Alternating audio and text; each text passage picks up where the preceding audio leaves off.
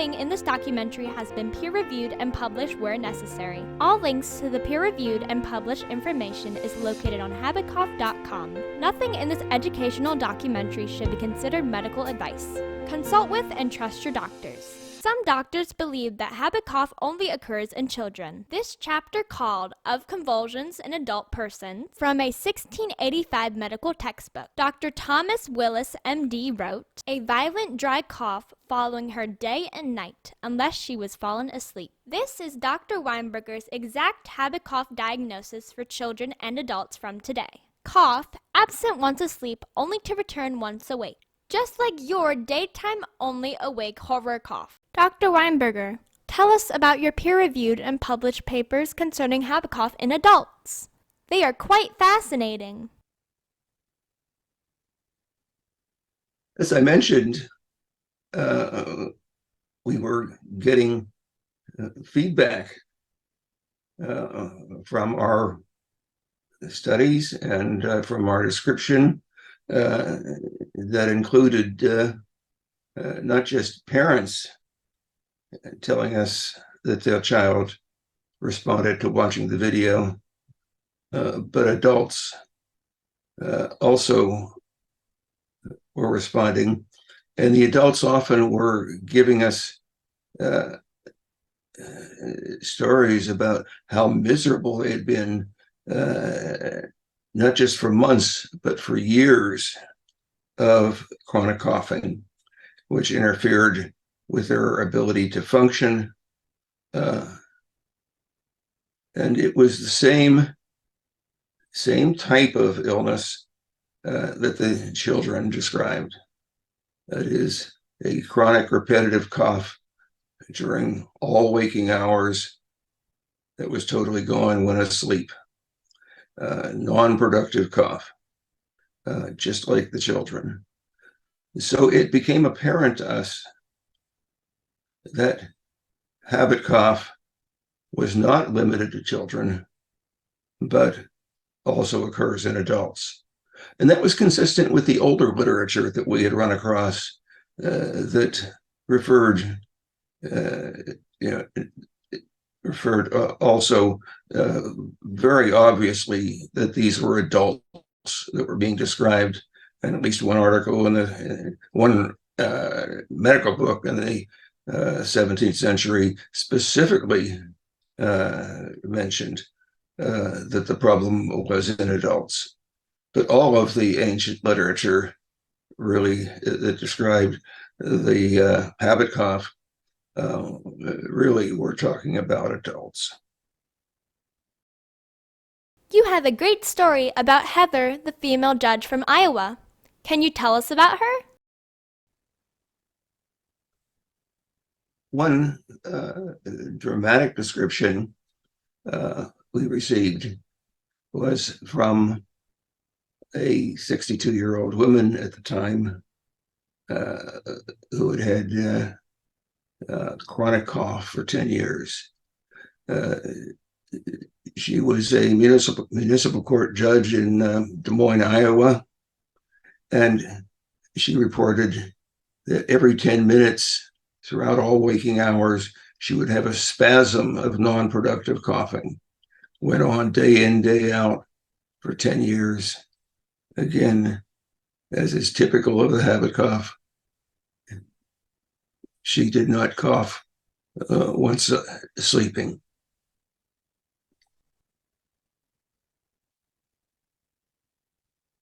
And she was able to continue her job, but all around her were very tolerant of this spasm of coughing every 10 minutes, but it made her life miserable.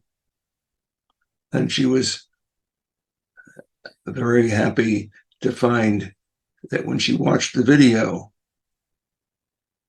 she was able to stop coughing. The next day, she went on about her affairs and had no coughing. She indicates that she continues to need to be aware of it and still has the urge to cough, but she no longer coughs. It no longer controls her life like it did before. Hi, my name's Heather Dickinson, and I live in Des Moines, Iowa. I am a part-time magistrate judge, which means that I handle small claims cases, mental health cases, and traffic and simple misdemeanor cases. It's a pretty hectic job. I only work 2 days a week, but it's chaos basically at work. About 12 years ago, I had an inflamed, infected uvula, and I had that taken out by an ENT. I had been coughing before from the fact that my uvula was resting on my throat. It was so swollen.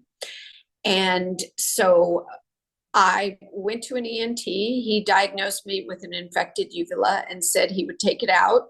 And it was a pretty straightforward procedure and I would be fine. So who knew? Throat surgery is extremely painful. I have a pretty high tolerance for pain, but within a couple hours, I was taking my liquid pain medication and I was not coughing, which was great. That lasted for about 3 or 4 days. I continued to take the liquid pain medication, but the minute I stopped taking the pain medication, I started coughing again. And the interesting thing about my cough was it would start out as a tick feeling in my tickle in my throat, and then it would just keep going, and I literally could not stop. Interesting, I found that I coughed when I was stressed, when I was busy at work, when I was trying to get somewhere in a quick, I was running late, for example. The times I never coughed at yoga. I never coughed when I was walking my dogs. I rarely coughed when I was out socializing. I never coughed if I was out enjoying cocktail hour. If I had a cocktail, I would stop coughing, and I did not cough at night. So I was pretty confident that it was a tick, but as hard as I tried, I kept coughing. And pretty soon it got to the point where I drove my family, especially my teenage boys, insane. When I was on the traffic docket for 1.5 years straight, police officers would come to court and look at my court attendant and say, "Is she still coughing?" Everybody knew at work that I was a cougher, and it was pretty embarrassing. I kept going back to my ENT, and he actually was a great guy. He knew there was nothing wrong with me. What he suggested I do was go on vacation. I went on vacation. I kept coughing. Over the years, I went to see my regular internist, and she was great too. What she told me was, it's a tick, but what happens when you cough from a tick, when you're stressed, for example, or rushing, that it then inflames the areas of your throat, which then cause you to cough. So it's kind of a vicious cycle, is how she explained it to me. I was fortunate in the sense that I had a gut feeling that it was a tick cough. I was tested for GERD. I did take that step. I was tested for allergies just to be sure. I did have a lung x-ray at one point, but that's really all I did. I'm not a huge fan of going to the doctor. So, and in my gut, I just knew by the cycle of my cough and how if I say, I would go to New York frequently. If I went to a Broadway show, I'd never cough because I would be engaged in watching and entertained. I would never cough in yoga or when I was exercising. So it was pretty clear to me that when my mind went, I coughed all the time, sitting on the bench listening to trials and cooking dinner. So I think that whenever my brain would wander or whenever I was stressed, one of the biggest triggers for me would be getting in my car if I was rushing, if I was late for work, late to an appointment. I would start coughing. And once I started, I could not stop. Basically, I drove my family insane, especially for my youngest child.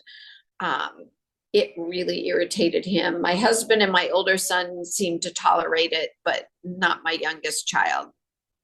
And he actually was the one that discovered Dr. Weinberger. He read an article and he reached out to Dr. Weinberger. And that's once we made a connection, and I saw Brittany's tape, it was amazing. Now, what I will say is that it was super hard.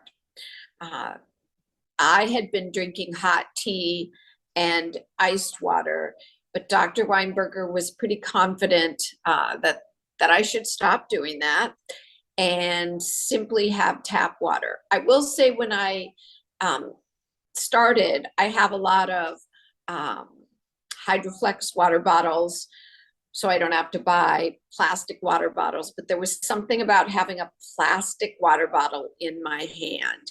I don't know if it was comforting, but I couldn't get the same relief, if you will, from carrying around my reusable water bottles. For some reason, I had to have a plastic water bottle in my hand. I basically, the first 3 days were horrible. The first day being the worst. I really couldn't do anything because I really just had to sit there and concentrate on not coughing. Each day got a little bit easier to the point where then I wasn't coughing. I haven't been quite as lucky as Brittany. Maybe it's because I'm older. Old habits die hard, and I did cough on and off for probably 10 years. I've had a few mishaps, if you will, over the years since I first saw Brittany's tape. I watch it occasionally when I start to fall off the wagon, if you will. But it is remarkable. For example, I was recently on a backroads trip. I went to Paris for several days, and then I went to Greece to hike on this backroads trip. I did not cough once. I got a bit of a cold on my way home. I got stuck in New York for 3 days. It was incredibly stressful. I must have purchased 3 different airline tickets on 2 different airlines to try and get home. I was stuck in a hotel. It was pouring rain in New York, and I started coughing again. And so the last couple weeks since I've been home, I've been struggling a little bit more than usual, but I am getting back on track. The most important thing for me is I know that I can stop. I've done it before. I know I can. And sometimes I feel like when I start to have a coughing attack, which I rarely have anymore, I might clear my throat or cough once or twice and throughout an entire day. But I know, which psychologically is, for me anyway, is the most important part. I know that I can stop coughing. I know that if I try hard enough, it will stop. And so again, getting stuck in New York, having a cold, and then I had a sinus infection. I've struggled a little bit in the last 3 weeks, but I'm now getting back on track. And I know I can do that. And once I fully am back on track, I can go for long periods of time without coughing. But it is definitely a habit cough. It's interesting. I have encountered some friends and strangers, middle-aged women who have the same cough that I do. And I have tried to tell them that they need to give this a chance, depending upon their personal situation. I would never tell anyone they shouldn't go see a doctor, but I know someone that I used to work with that has been all over the country meeting with doctors. who tell her, oh, there's something wrong, it's not a tic. And I actually tried to explain to her that she needed to be open-minded to the fact that it was a tic and that she could stop if she tried Dr. Weinberger's suggestions and watched Brittany's tape, and she wasn't interested in hearing that. And I've heard through the grapevine, I haven't seen her in a couple of years, that she's still coughing and she's still looking for that medical cure because she's convinced that a pill or a surgery or something will solve her cough. And I'm pretty confident that she's had just about every test out there. I think the most important thing if you have a habit cough is you have to admit to yourself that it's a habit cough. And you have to be willing to take a couple days of your life and focus on it. But if you can't admit it, you're never going to recover from it. And I was lucky enough to have had doctors who told me to go on vacation, which is basically a way of telling me it's a habit cough.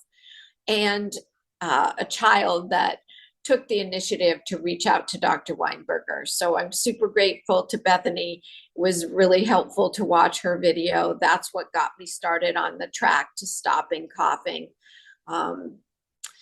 But it is, for some of us, a constant struggle because the problem is once you let yourself cough again, you start to go down that rabbit hole, and you have to be really careful about that. And it is, I likened it to an addiction the other day. It is something that, at least for me, that I work on, not every day. I can go a month, 2 months, 6, I've gone as much as 6 or 8 months without coughing.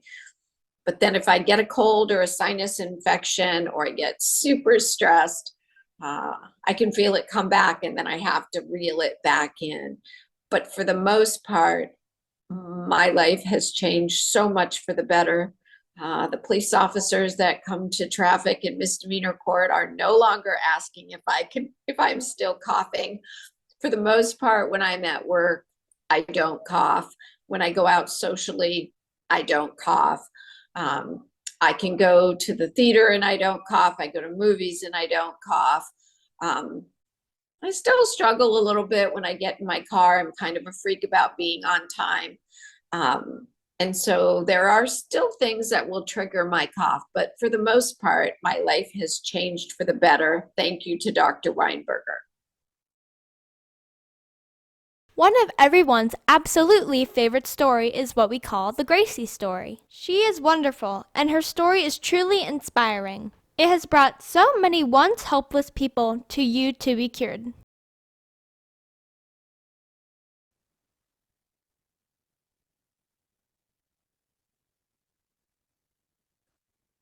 As incredible it was for Heather, we've had stories like this over and over again. We've had many patients who have had different patterns of their cough, sometimes multiple coughs per minute, multiple coughs per hour. They often estimated 1,000 or more coughs per day. And when they watched the video, I remember one patient saying there was something about watching Bethany learn to control her cough, and Dr. Weinberger's talking to her and following the same pattern. Adults often said, if a 12-year-old girl can learn not to cough, maybe I can do that also. And they found that listening to me talk to Bethany, sometimes once, sometimes multiple times, sometimes having to practice on their own, they were able to stop their coughing. they were able to change their life from years of coughing. I remember a 16-year-old boy who had been misdiagnosed at Philadelphia Children's Hospital neurology office as having Tourette syndrome. And for 2 years, he decided that was going to be his life, and he would be coughing all his life. After he saw the video and saw that it could be stopped, and helped with me talking to him, he was able to stop his coughing, and he said it was life-changing for him. Many adults have come up with very similar stories. We don't know how many adults have seen that video and never contacted us. But we know from searching the web that there are some like that who have not specifically talked with us, but told us that watching the video enabled them to stop talking. And so this demonstration of suggestion therapy by proxy appears to be effective, probably in a substantial number of adults who have undiagnosed chronic cough or have not been responsive to all standard treatment, called refractory common cough. Hi, I'm Gracie Terzian. I'm a singer and songwriter living in New York City, and I have dealt with habit cough basically my entire life. It would always come after I had some sort of virus or cold. After the cold went away, I would have a cough that would linger for sometimes months at a time, and it was very frustrating. Especially as a singer, since my voice, I would become so hoarse I couldn't sing. It was very, very frustrating. I would often have to cancel things, and yeah, you really can't sing if you're coughing and hoarse. But I had gone to just every kind of doctor possible, pulmonologists, ENTs, everything. And I was treated for asthma. I was treated for acid reflux. I was treated for, given all kinds of antibiotics. I was given all types of cough suppressants, every kind of opiate you can imagine that could potentially suppress a cough. And sometimes the opiates would help and work a bit. And sometimes the acid reflux reduction techniques, whether it be through eating or through medicine, would help a little bit, but it never really cleared it up for good. And yes, it was just a constant struggle and battle. And it wasn't until I discovered Dr. Weinberger's videos on YouTube and discovered even the term habit cough that I went, oh, this is what I have, I think. And when I tried the sipping water technique, it was pretty insane and miraculous, because it went away within 2 days, my sort of debilitating cough. So I was very grateful to discover it.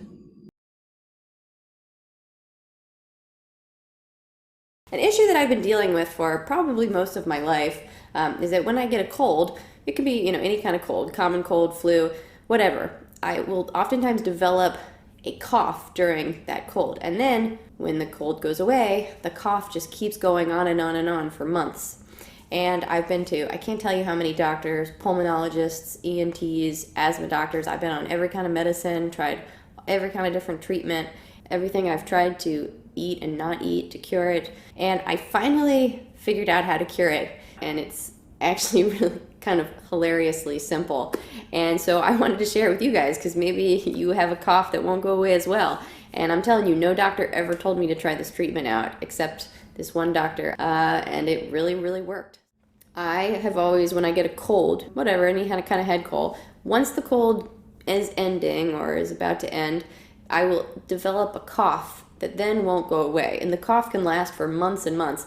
And sometimes the cough is so violent that I will, I'll I'll go into these coughing fits that make me throw up. I mean, I've been walking down the sidewalk, I start coughing, and I start puking on the sidewalk. The way I would best describe it is that every time I would take a breath in or out, it would like tickle my cough reflex. So anytime I would breathe, I would feel the urge to cough. Super annoying. Maybe you've experienced something similar. So the main sort of diagnosis that I received from doctors was that when I was getting sick, you get mucus and phlegm in your throat, and then the phlegm was triggering my cough, and then it was also triggering my asthma, and then also acid reflux was triggering my asthma as well. And so the three of those things, the phlegm, the mucus, the acid reflux, and the asthma were all kind of irritating each other and going in this circle. So I've been put on all kinds of different medicines to stop all three of those things. The goal was to try to treat those three different things to see if you could eventually sort of calm the system down. So what I finally discovered was this term called habit cough.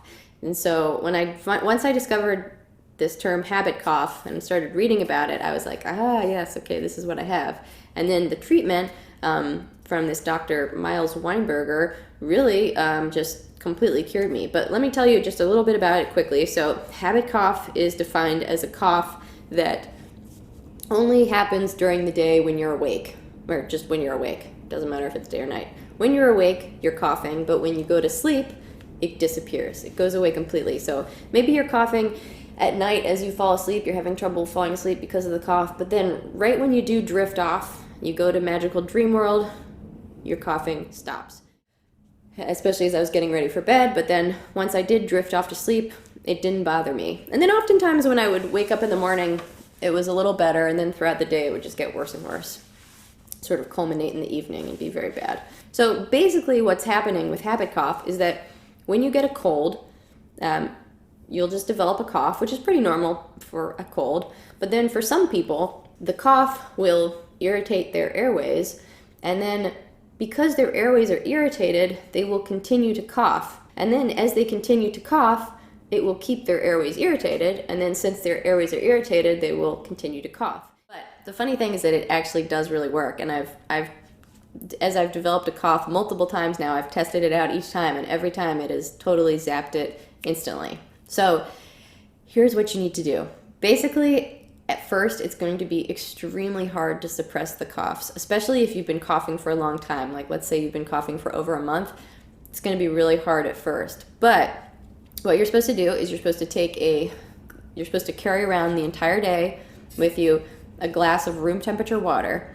And every time you feel the urge to cough, you're going to take a sip of the room temperature water. Not a big sip, not a small sip, just a regular sip. And you're going to focus with just every little cell in your brain. You're going to focus to try to not cough. And it's going to be really, really hard. I mean, you're going to be squirming in your skin. It's going to feel like it's basically impossible. But you have to just do everything you can to suppress it. And the thing is that the longer you can go without coughing, maybe it's just 5 minutes you can go first. That's fine. 10 minutes. The longer the increments of time that pass by where you haven't coughed, the more time your airway can heal up. And then it actually becomes easier because as your airway heals up, you will lose the urge to cough. That was my video I posted on YouTube. I felt compelled to make it because I was just so blown away by how easy the method was and how successfully it worked. So I posted this video on YouTube, and I think now it has over 40,000 views. And there's just tons of comments from people who say that it's worked for them and it's helped them. So it's pretty incredible. And I think what's even more incredible is how many doctors I went to who never knew about this technique or suggested it as well. So it's kind of a funny way to find out medical advice, through a YouTube video, but that's how I found out about it. And so I'm very grateful. So I wanted to sort of spread the word as best as I could. And here I am now, almost 40 weeks pregnant, about to give birth.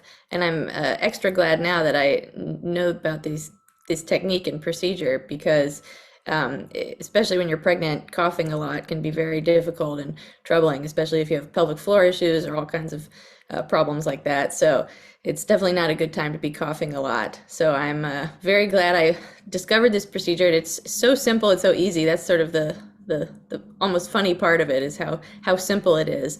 And yeah, I'm just very grateful. Tell us about your peer-reviewed and published papers concerning habit cough in adults. They are quite fascinating.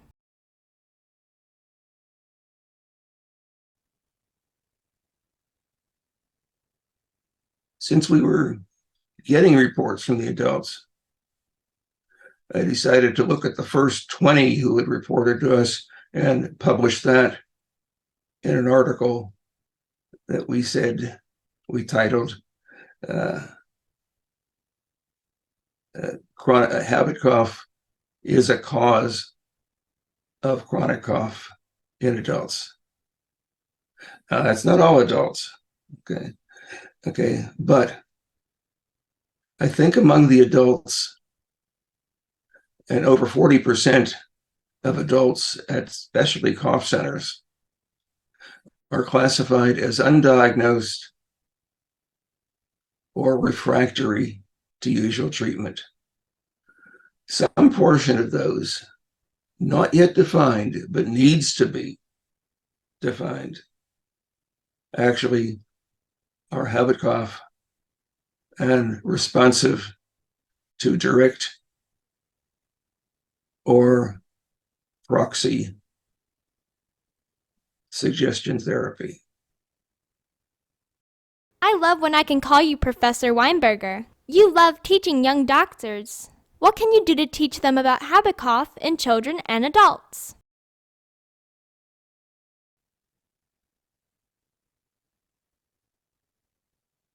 And now I'd like to talk about the efforts, both successful and unsuccessful, in teaching the medical community about habit cough and how to treat it.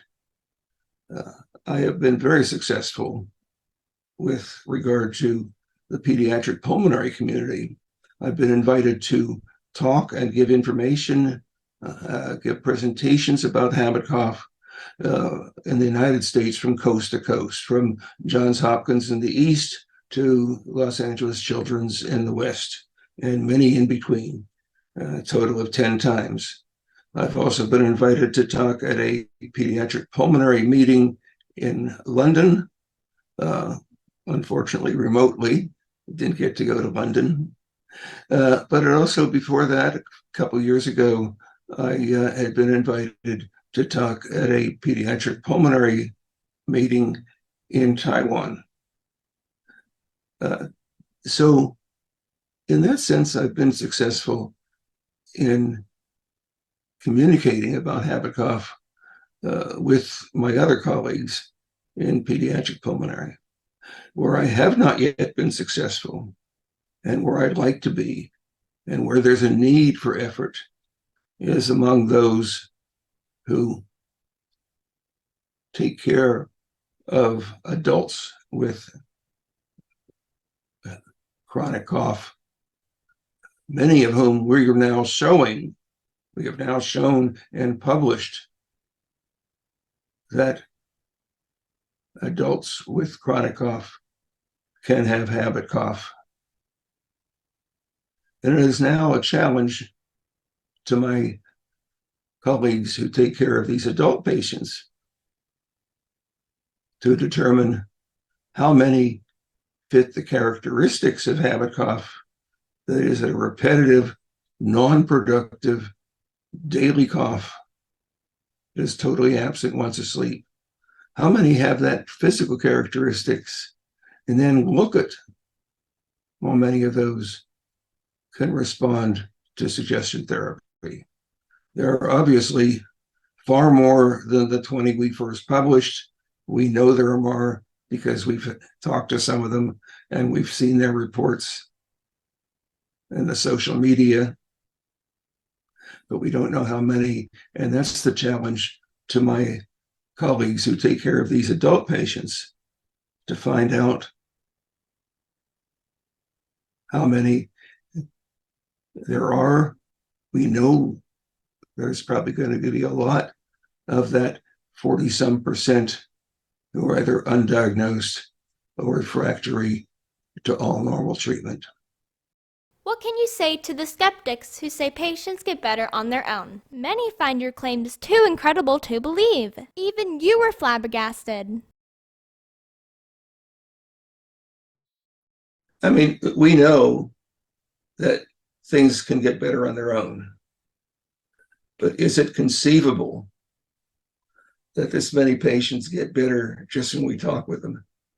That's not natural history. That's not just, we know from history, that patients do get better without any treatment. That's been seen in the Brompton data. We're just reassurance, enabled, I think, about 50% of patients to get better within a month. And we know from the Mayo data, from their archive data, that patients did get better spontaneously, a median of 6 months or something like that. But 25% were still coughing 5 years later. Okay, so like any other illness, there can be spontaneous improvement, but with as much observational data we have, it's not credible to say, well, this would have happened even if you hadn't seen the video. Or so that's I think that's fair scientific to accept the observations, what we call observational data, as compared with controlled clinical trial data. If you did one patient and he got better doing anything, that could have happened anyway. But when you've got a couple hundred patients that have got better from suggestion therapy, it's not credible to say, well, that would have happened anyway. But we know that's not so from the Mayo data, the Brompton data. It's good that we have some natural history data from those two sources. There are so many awesome cures to choose from. This is about Anders, age 44. He had read Dr. Weinberger's work and thought that Dr. Weinberger only consulted with parents. Anders' horror cough started when he was 7 years old. He has been horror coughing for about 37 years. My name is Anders Morley, and I live in New Hampshire. I am 44 years old, and I only very recently stopped coughing. My cough began rather mysteriously when I was 7 years old. I can still remember the day. It was November of, it must have been 1985, 86.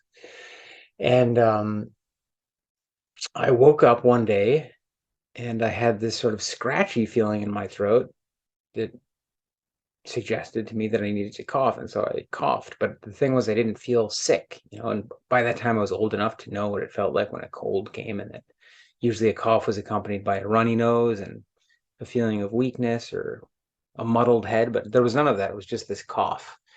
So I still don't know what caused it to start, but it persisted for a few days and then weeks.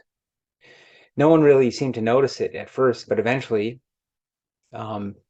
people in my family started teasing me about it. And my father, who is a doctor, he's an orthopedic surgeon, so nothing to do with coughs, always called it a nervous cough and just told me that I needed to stop doing it, rather brusquely usually. Or he would just ask me, what's agitating you? Or some things like that. And in my mind, there was no association at that time between agitation and this cough. It was just this there was a scratchy feeling in my throat constantly that never went away, and so I coughed all the time. This dry sounding cough. But I was absolutely convinced that there was something in my throat causing this cough. By the time I was in probably about 8th grade,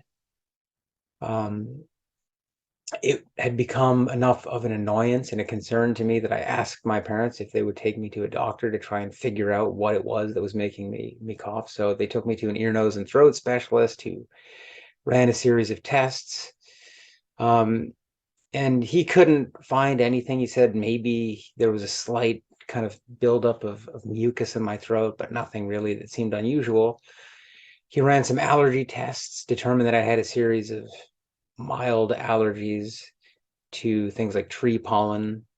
By that time, I had seasonal allergies every spring and early summer anyway, so I was aware of that. And, that didn't really explain the fact that my cough lasted 365 days a year. So that ended up not really going anywhere. And again, I kind of didn't think about it for a very long time, and it just became part of my identity as I entered adulthood, and my friends knew about it, and they would, friends and family would joke about the fact that they could always identify me in a busy public place by just listening for my cough. Or in a bookshop, they could, know where I was beyond the shelves because my cough was always audible. Grew up, got married. My wife continued in the tradition of sort of teasing me about my cough, benevolently, mind you. Although sometimes people that I lived, in close contact with would get annoyed at my cough, kind of understandably. But I was just convinced that it was a part of who I was. Sometimes I would try to will myself to not cough and succeed for maybe a couple of weeks at most, but it would just required constant concentration, and then would very easily break. Then I think it was 2019, right before the pandemic, I got to a point, as happened periodically, when I would start, getting anxious about my cough and wanting to do something. But I thought, I'm like, I'm halfway through life here and I've still got this stupid cough from when I was 7 years old. And so I started Googling around, and eventually I hit upon this video of this girl called Bethany talking to this Dr. Miles Weinberger, who was able to sort of just very calmly and patiently, although it didn't require that much patience because it was a pretty quick process, but just kind of talk her through this. And it was like, to me, it seemed almost like he became this voice, he entered her own head and like gave her voice, the voice inside her head that could tell her to do things, more confidence, because he was, this authoritative pulmonologist. That's how it seemed to me anyway. And he just, kept repeating that she didn't need to cough, or words like that, for longer and longer stretches of time, starting out in very tiny increments. And what this seemed to do to me was enable her to find the confidence within herself to be able to go for these longer and longer stretches of time, until eventually it got to a point where she wouldn't need, this voice from outside to do it. And I was quite intrigued by this, and I kind of sat, I was doing this sort of in my free time. I had other stuff to do, but I kind of tried to follow along with the video. But then somehow I thought, I don't know, maybe I need to find, a pulmonologist who works with adults, because maybe this technique is, works with kids who are more trusting of the doctor, or maybe I've had my cough for too long or something like that. And so I was intrigued, but sort of forgot about it. And then COVID came, and there was sort of this break with the past, and you forgot everything that you were doing before for a couple of years. But then last winter, I started to think about this again, and I remembered Dr. Weinberger's name just because I thought it was a great name, Miles Weinberger. So it hadn't slipped from my mind. And in a moment of free time, I Googled his name again and kind of looked over the Bethany video again. And I thought, you know what, I'm just gonna try to get this guy's email address and send him a message and see if he'll talk to me. And maybe he knows someone who who deals with adults using the same methods. Anyway, so I sent him an email and very quickly heard back from him and ended up setting up a Zoom talk. And we talked for quite a while. I don't remember exactly what we said, but we didn't really go through the process that Bethany went through. But he pretty much convinced me that he was convinced that the mechanism was not different, that this habit cough existed in kids as well as adults. If you never dealt with it and never got over it as a kid, then it was going to stick with you. And so I had seen the Bethany video, and so I knew how it worked.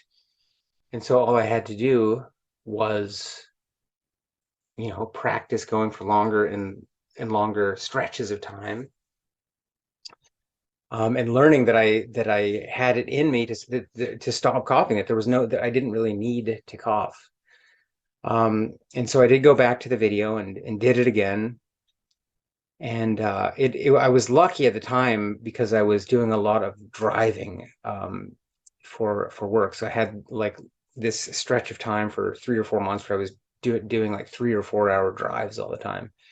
And normally I would listen to music or audiobooks, but during that period, I used those drives to just really focus on. I made sure I always had a big bottle of water with me, and I would use those drives to kind of focus on not coughing and getting used to this feeling of not coughing, and then realizing that there was nothing in my throat that was making me cough.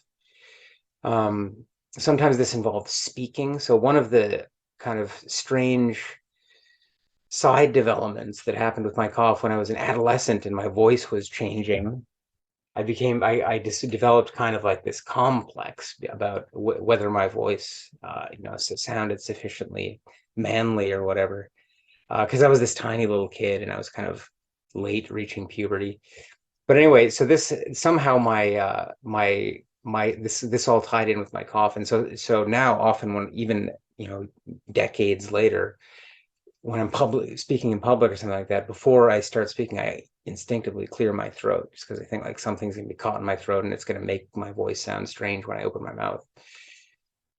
So I was going around working and doing a lot of public speaking events, and I started to practice. This was very useful to me. I started practicing just jumping into these talks I was doing without clearing my throat, consciously not clearing my throat. And I was able by doing that to kind of really convince myself that there was something to this Dr. Weinberger method. Now, since then, I have pretty much been able to stick to it. I was coughing for, almost 40 years. And so I certainly don't expect to just stop from one day to the next. The last 6 or 8 months, I've gone through some periods of stress when I kind of let my guard down and stop thinking about it and start coughing. But then as soon as I become conscious of that, I'll stop myself and say, wait, you know how to not cough. There's no need to do this. So it's getting better and better. And at this point, I'll go for days, weeks without coughing at all.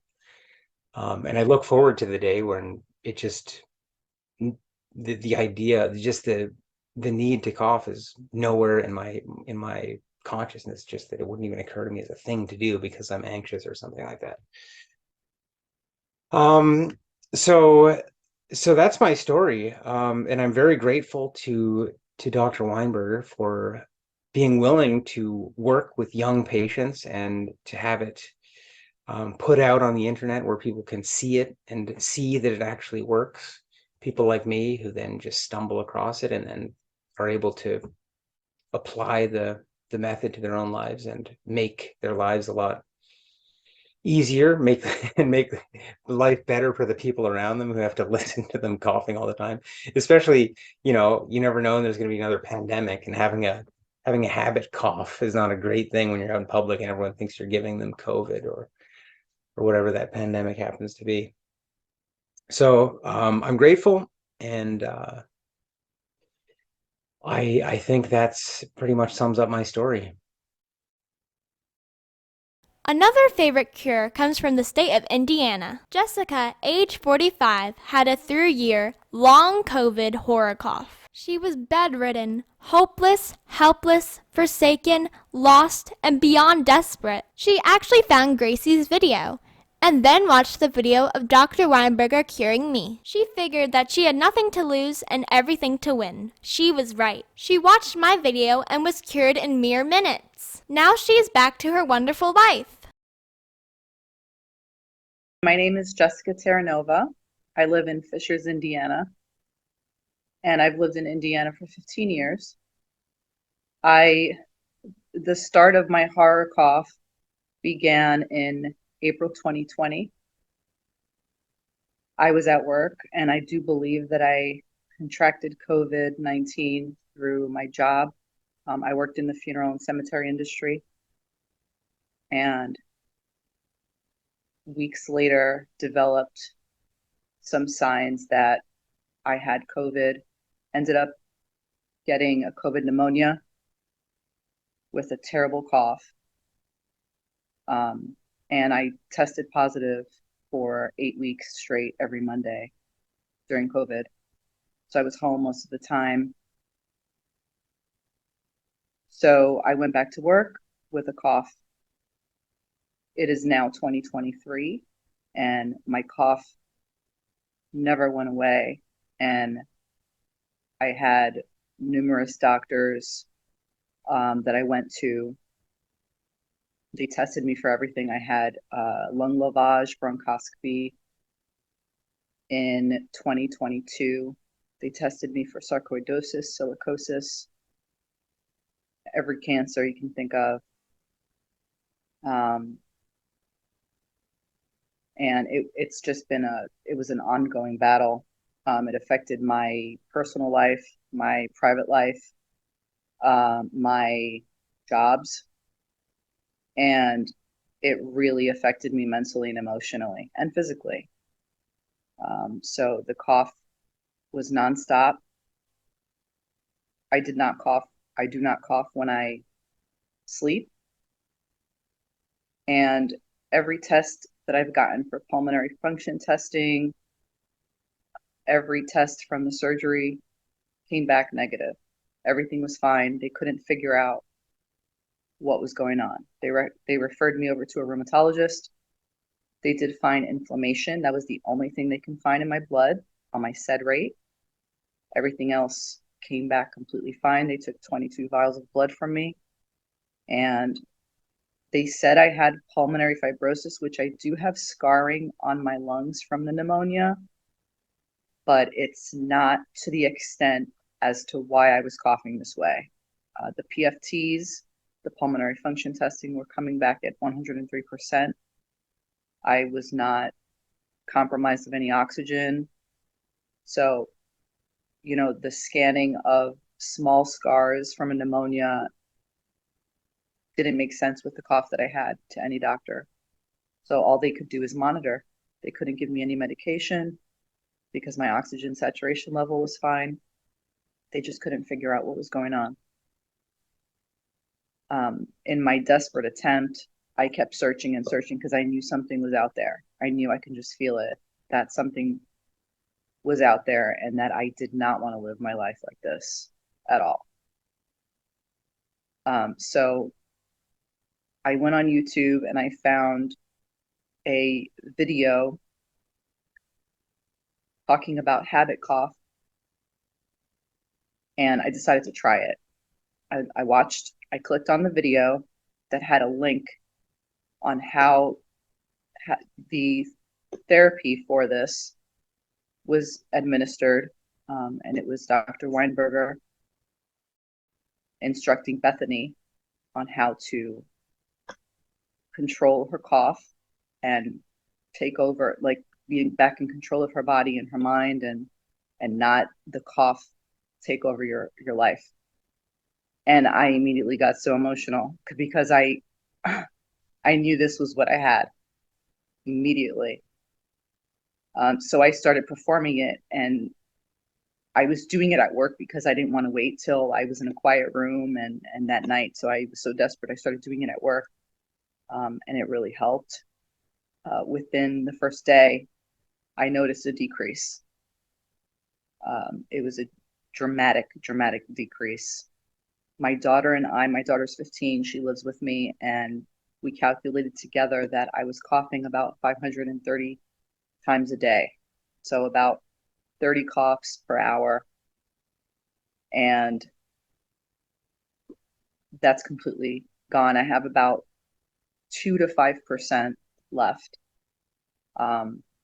And I'm just so grateful for finding Bethany's video. And I thank her and Dr. Weinberger and Bethany's dad, Dennis, for, you know, supporting me in this and really being my cheerleaders in this, you know, with their messages and believing in me and making sure that I'm doing well and giving me updates and seeing how I'm doing. But I do believe that a lot of people, I've already spread the word at hospitals for doctor's appointments, and I've met nurses and doctors that their family members have a cough going on for years that they've developed, and I've already given my information to them and Dr. Weinberger's information because I really want to help other people. I never realized how much a cough can affect your life until I did, you know, I went through it myself. You just don't know until you go through something, you know, and I'm just so grateful that my cough is pretty much gone, and I have maybe 2% left because I'm still working on it. It's, you know, it's a thing that I've been doing for 3 years, so it's going to take my body some time. And Dr. Weinberger did tell me that it'll take about a month for my inflammation to go down. But I've been doing this for about 3 weeks now, and I'm already 95% cured, if not 98% cured. And I'm so thrilled. I feel like I can have my life back. I can go back from where I was at 3 years ago. And, you know, at 45 years old, you know, you don't realize before all of this, my body felt like a 20-year-old. I was very athletic. I was active, and that cough just threw me down so hard, and it made me feel like I was in my 80s. I barely worked for the last 2 years because I was bedridden from the cough. And now that Dr. Weinberger helped me,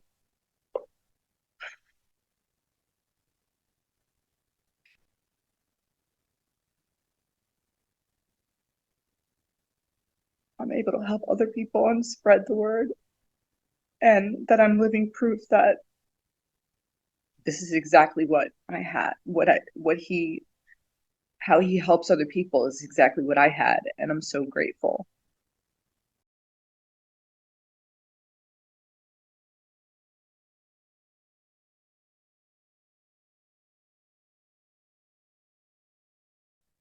I, Miles Weinberger, have been thinking about how suggestion therapy works. And I often explain it to the patients in a way they understand it. The coughing is a natural process. It's what the body wants to do. You don't have to think about it. You don't think, I feel something in my throat, so I'm going to cough. No, they don't. It's automatic. The conscious part of the brain is not really involved.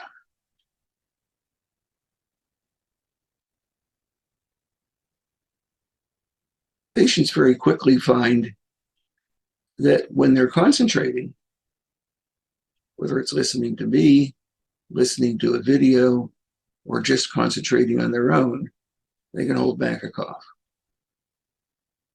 But you can't do that 24 hours a day. You've got to do other things. But what you have to do is make that ability to suppress your cough an automatic process that the brain automatically does. The brain does a lot of automatic things. You don't have to think about, I'm going to walk and put my left foot forward and put my right foot forward. We've practiced so much as children that it's automatic. When I type, because I learned touch typing, I can't tell you with the keyboard what the letters are on the keyboard or where they are. When I put my fingers down in the right place, they know where they know where they know what to type. They know what key to go to in order to put a certain letter in, or a series of letters. And what's happened is, over the years, at least when I was an adolescent, I practiced a lot. And then it became, I had to look where the E was. And then after a while, when I put my fingers down, the right finger just goes up and hits it now. I don't have to think about it. So I've trained the brain to do things like walking, like typing. When people play the piano, they practice enough. They know where the keys are, and they know what key to do automatically. They don't have to think, I'm going to hit high C now. No. Their hands know what to do because they practice so much. And something analogous to that is happening with learning how to control the habit cough. By practicing often enough, and Bethany has mentioned the mantra, practice, practice, practice. Yes. And every time they practice and hold back the cough, and don't let the body control when the cough is going to come. So that now they've done that often enough. They've felt the urge to cough. They've held it back. And you do that often enough, and the brain starts to learn that if there's a feeling that the body wants to cough, the brain now responds automatically by preventing the cough, just like they did when they were conscious and practicing.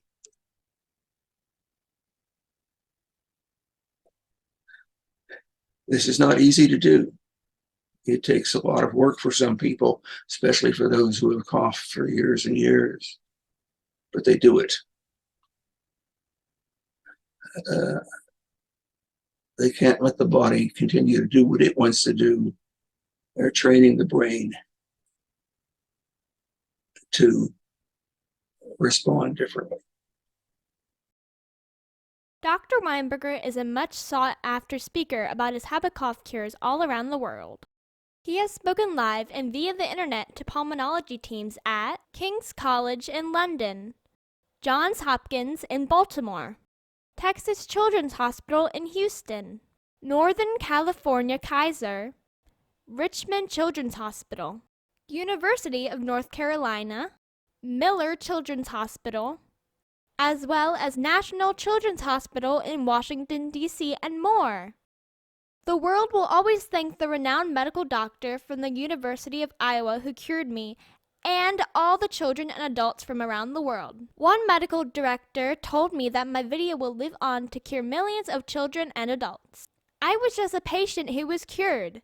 For me, it was just a moment in time. This man is Dr. Miles Weinberger, MD. Now he's not just my hero, he is the world's hero.